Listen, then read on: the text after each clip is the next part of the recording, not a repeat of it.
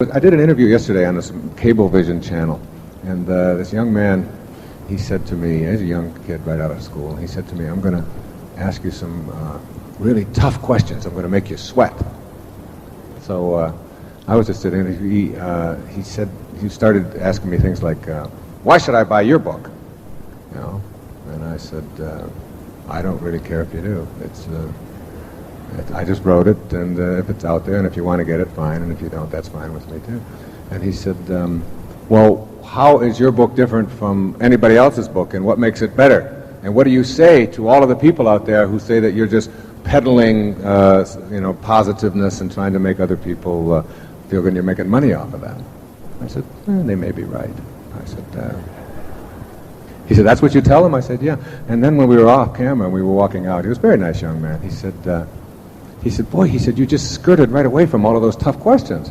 And I said, no, there's no such thing as a tough question when you are what Maslow called independent of the good opinion of other people. When you are beyond the need to be approved of, when you are beyond the need to have somebody else think that you're terrific, when you have slain your ego just a little bit, and believe me, I work on this hard, all right? And I'm just scratching the surface on it, all right? But as I get better and better at it, I find, in the Course in Miracle it says, if you knew, and underline knew as know, all right? If you knew who walks beside you at all times, you would never experience fear again.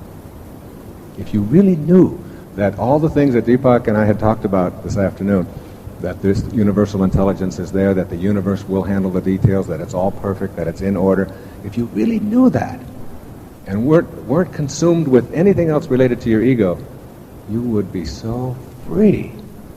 It's like somebody would come up to you and call you a jerk, and you'd say, you got a good point there. And someone else would think that they didn't like the way you said that. You say, that's fine. And you're looking at two people, and many of your questions ask that. You're looking at two people who get a lot of criticism from our professional organizations, from people out there, from colleagues, from people who are disaffected with that, from fundamentalists, from it's all over the place. And it's like when you talked about those three things about purpose. When you know you're on purpose, it's like that old Chinese proverb, that the taller the tree, the harder the wind blows. The more you get up, the more wind you're going to see coming your way, and you just sort of let it go. It gets very peaceful. There are certain features that distinguish these people that I'd like to define for our audience. Sure, do it. The first one is that their internal reference point is not their ego, it's not their image, but it's their immortal spirit, which is without beginning and without end.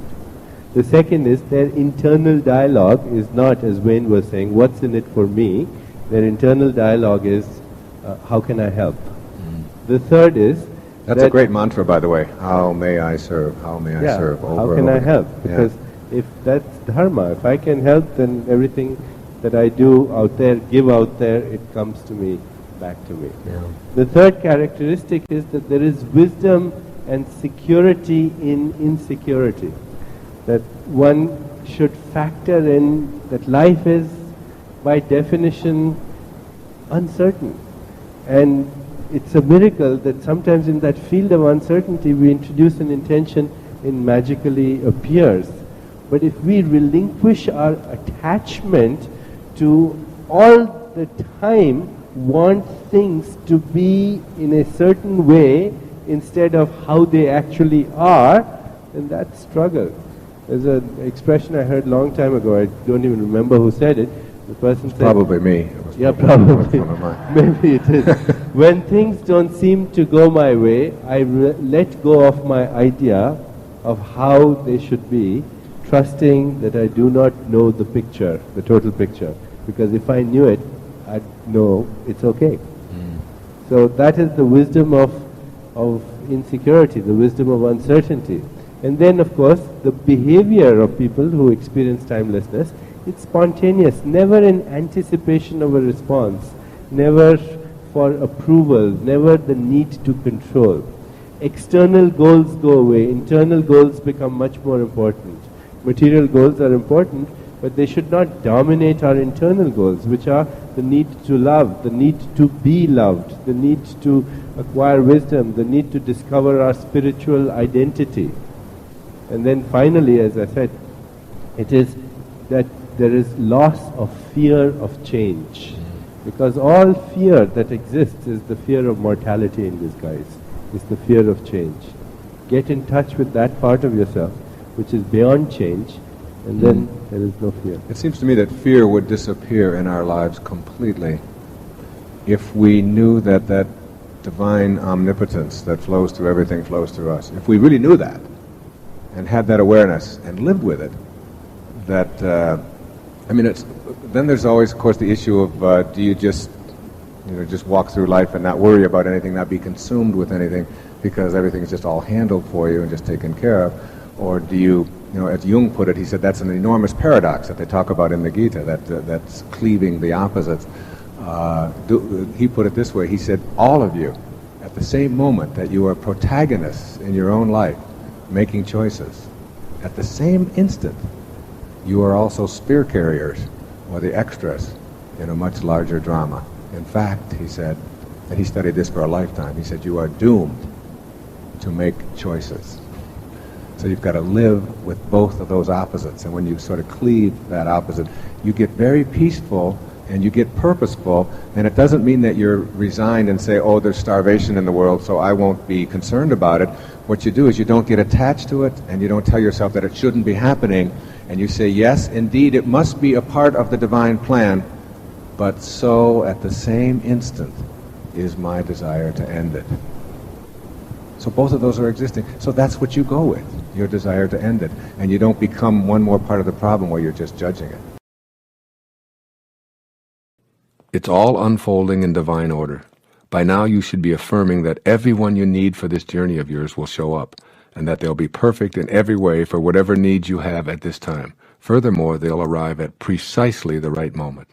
In this play called your life, it has all been perfect. Your ex-spouse showed up at just the right time when you needed to create those children you love so much. The father who walked out on you so that you could learn self-reliance left right on time. The lover who abandoned you was a part of this perfection. The good times, the struggles, the tears, the abuse, all of it involved people coming into your life and then leaving. And all of your tears will not and cannot wash out one word of it. This is your past, and whatever your energy level at that time, whatever your needs, whatever your station in life, you attracted the right people and events to you. You may feel that they didn't show up when you needed them, that in fact you were alone and no one showed up at all, but I urge you to see it from the perspective of all of life being in divine order. If no one showed up, it was because you needed to handle something on your own and therefore attracted no one to fulfill your energy level at that time. Viewing the past as a play in which all characters and all entrances and all exits were scripted by your source and was what you attracted at the time frees you from the very low energies of guilt, regret, and often revenge. As a result, you'll go from being an actor who's influenced by others playing the roles of producer and director to being the writer, producer, director, and star of your own glorious life. You'll also be the casting director who possesses the ability to audition anyone you choose. Base your choices on taking the path of no resistance and staying harmonized with the ultimate producer of this entire drama, the universal, all-creating mind of intention. You must be what it is that you are seeking. This is a universe of attraction and energy. You can't have a desire to attract a mate who's confident, generous, non-judgmental, and gentle and expect that desire to be manifested if you're thinking and acting in non-confident, selfish, judgmental, or arrogant ways. The right people will show up precisely when you need them and when you're able to match up. You must be that which you desire. When you are what you desire, you attract it by radiating it outward. You have this ability to match up with the power of intention and fulfill your intention to attract ideal people and divine relationships. Love can only be attracted by and returned by love. The best advice I can give for attracting and maintaining spiritual partnerships, as is emphasized here, is to be what it is that you're seeking. Most relationships that fail to sustain themselves are based on one or both of the partners feeling as if their freedom has been compromised in some way. Spiritual partnerships, on the other hand, are never about making another person feel inferior or ignored in any way. The term spiritual partnership simply means that the energy that holds the two of you together is in close harmony with the source energy of intention that I've described earlier. You've already connected to those you want in your life, so act like it. Mystically speaking, there's no difference between you and another person. A weird concept, perhaps, but nevertheless valid. This explains why you can't hurt another person without hurting yourself, nor can you help another person without helping yourself. You share the same source energy with everyone, and consequently you must begin to think and act in a way that reflects your awareness of this principle. When you feel the need to have the right person show up, begin to change your inner dialogue to reflect this awareness. Rather than saying, I wish this person would show up because I need to get out of this rut, activate a thought instead that reflects your connection, such as, I know the right person will be arriving in divine order at precisely the perfect time. You are love. You emanated from pure love. You're connected to this source of love at all times. Think this way, feel this way, and you'll soon act this way. And all that you think, feel, and do will be reciprocated in exactly the same fashion. Believe it or not, this principle of the right person showing up has been in place forever. It's only your ego that keeps you from seeing it clearly. A few words here about patience. There's a wonderfully paradoxical line in A Course in Miracles. It says, infinite patience produces immediate results. To be infinitely patient means to have an absolute knowing within you that you're in vibrational harmony with the all-creating force that intended you here. You are, in fact, a co-creator of your life. You know that the right people will show up on divinely ordained schedule. Attempting to rush the schedule based on your own timetable is akin to getting down on your knees and tugging at an emerging tulip shoot, insisting that you need the flower now. Creation reveals its secrets by and by, not according to your agenda. The immediate results that you'll receive from your infinite patience is a deep sense of peace. You'll feel the love of the creation process, you'll stop making incessant demands, and you'll start being on the lookout for exactly the right person. You want the truth of who you believe you are to mesh with what you're projecting outward. If this is unsuccessful, you're aware of it, even if you opt to ignore it. The imbalance surfaces in your daily interactions, showing up in feelings of being upset, out of sorts, confused, and often misunderstood. My intentions are good, so why is it that no one else sees it this way? And I try to be a good employee, a good father, a good citizen, and a good husband, but I always seem to be misconstrued or misjudged. This results in a continual state of frustration and even anger. You need to make a decision to realign yourself on an energetic basis to get the scales balanced between your idealized self and your realized self, as perceived by the majority of people in your life. Restoring the balance through realignment. When you balance the way you want to be with the way you're being received, there's a distinctly pleasurable feeling of being in harmony with life. It's not that you're seeking approval or groveling for respect or love. It's more that you're in the world in a way that's congruent with your inner desires to be the kind of person you are. You accomplish this by first noticing when you're feeling misperceived, then determining if your words and actions match the truth of your inner thoughts. This alignment check will eventually and almost automatically give you a reading that compares what you're projecting outwardly with what you're inwardly wanting to express. Let's take a look at some of these indices. This alignment check calls for self-honesty along with a willingness to experience radical humility in the process. 1. I am a loving human being. If you both desire and believe this to be true about yourself, then you're 2/3 of the way toward being in balance on this principle. Your desire to be a loving person and at the same time your truth that you are a loving person leaves only the third element, how others perceive you. Here are some ways of being that are counterproductive to being perceived as a loving human being and create an imbalance. Having a strong position of hatred toward anyone or any group of people, you're out of balance. Violence in any form, including aggressive verbal outbursts, you're out of balance. Support for weapons designed to produce megadeath explosions, you're out of balance. You enjoy being entertained by films portraying hatred and killing, you're out of balance. Verbally belittling others' beliefs and insisting that your beliefs are superior, you're out of balance.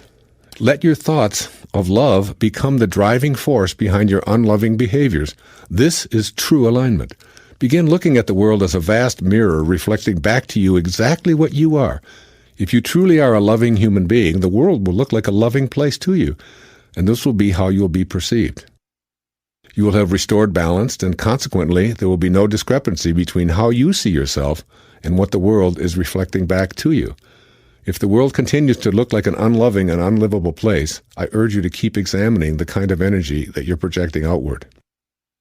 2. I am a kind human being. You cannot be kind to me and unkind to your waiter and be in balance. When you persistently extend arrogance outward in the direction of other people, even if you feel justified in your actions, that's how you're perceived and defined. You need to know that you're not coming across as a balanced, kind person. You may indeed exemplify kindness in how you treat your children and your grandmother, and even all of the children and all of the grandmothers of the world. But if you honk your horn in a red-faced anger at a slow-driving grandmother who's taking her grandchildren to school, then you're way, way, way out of balance. If you see yourself as desirous of being a kind person, then consciously spend time daily aligning your thoughts with your desire. The universe will cooperate, bringing you more and more of that same kindness. 3. I am a joyful, happy human being. In this category, your feelings are the measurement you need to pay attention to. In fact, they require your undivided attention. Do you feel happy and content, or are you easily outraged over the misconduct of others? Does your joy turn quickly to despair when you read the newspapers or listen to the news? Do people around you really think that you're a happy camper in your daily life? Do you regularly hear others telling you to lighten up or chill out and stop letting yourself get so worked up? These are clues indicating the balance or imbalance between how you see yourself and what you project to others. The alignment check for this principle involves noticing your feelings and your ability to sustain them, along with feedback from people you trust. And 4. I am a non-judgmental human being. If you're truly non-judgmental, then it will be impossible for you to categorize or generalize individuals into groups such as old, Southern, uneducated, teeny boppers, belonging to red or blue states, conservatives, liberals, and so on. A stereotype is a judgment. You cannot be non-judgmental and be critical of the different ways people talk or eat or dress, socialize, dance, or anything else. If you believe that you're non-judgmental but admit that you have a tendency to generalize and criticize, then you're out of balance. You're due for a realignment so that your current thoughts and ultimately your behaviors will become a vibrational match to your inner self-portrait. Make a conscious decision to look for what is right and pleasing in others. Create a new habit of complimenting those around you. Decide that you're going to disregard stereotypes and refuse to engage in conversations that dwell on judging anyone. Turn judgments into blessings to restore the imbalance between how you want to be and how you're actually presenting yourself to the world. Rebalance this energy by sending a silent blessing to the person. On the non-judgmental side of the balance scale, think about how much love and support this person could use. I guarantee that you'll feel the difference internally and at the same time feel more compassionately connected to that individual. The energy of non-judgment is totally balanced as opposed to the energy of contempt, pity, or some other negative option. Become aware of all of your behaviors and feelings. Then attempt to determine if they match your vision of yourself and if that self-image is what others see. You'll immediately feel discord when you discover imbalance, and that's when you can choose to change habits to match your desires and restore equilibrium to your life. Non-erroneous zone people, which I now call NEZ, N-E-Z, are different from the normals in our world. While they look very much like everyone else, if you observe very closely, you'll note distinct qualities, none of which are racial, socioeconomic, or sexual, which disconnects them from so many other people. They do not fit neatly into any role definition, job descriptions, geographic patterns, educational levels, or financial statistics. There's a different quality about them, but the different part is not discernible by scanning the traditional external factors that typify many efforts at classifying people. They may be rich or poor, male or female, black or white, living anywhere, doing just about anything. And yet they are different in that they have no erroneous zones. How can you tell when you run into a NEZ person? Watch them. Listen to them. This is what you'll discover. First, and most obviously, you see a person who likes virtually everything about life.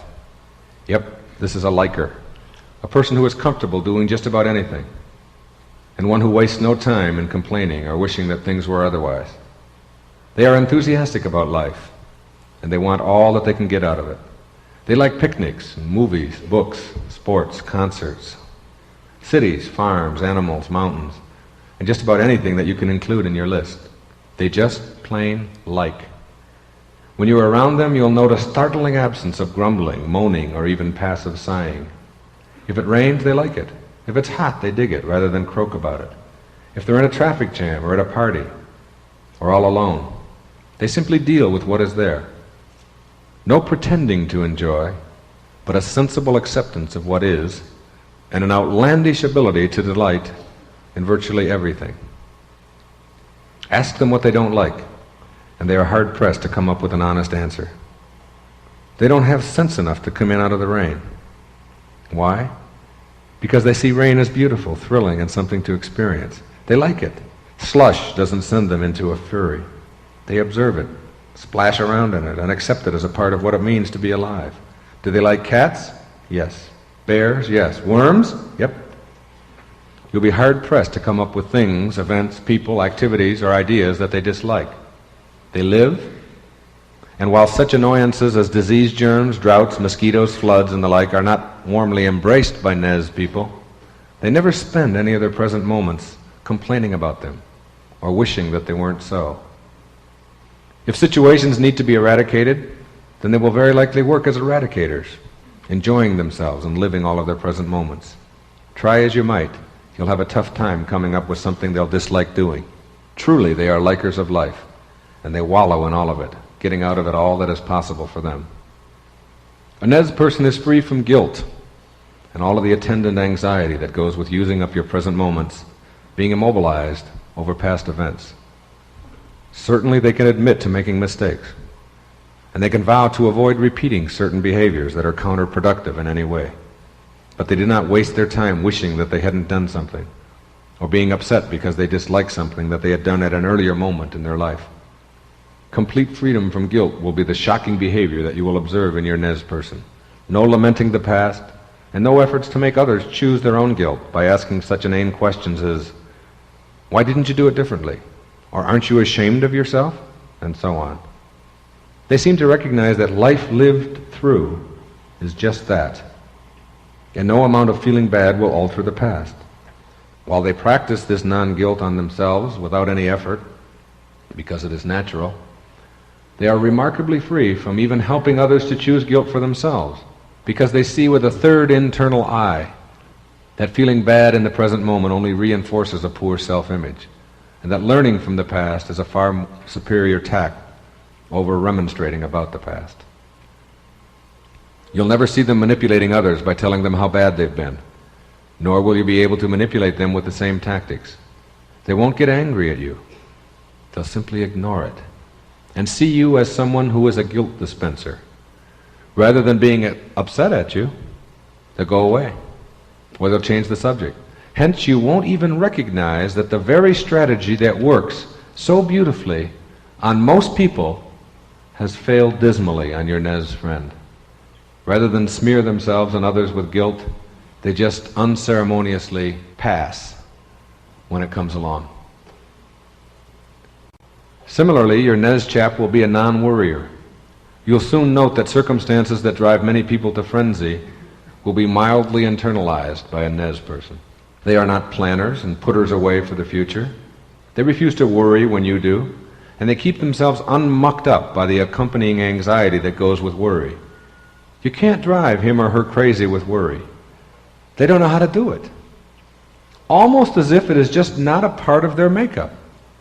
Not necessarily calm at all moments, but just unwilling to spend any present moments disasterizing about things in the future over which they have no control. They are very present moment oriented, and they have an internal signal that seems to remind them that all worrying must take place now in the present moment, and that it is a foolish way to go about living one's current life.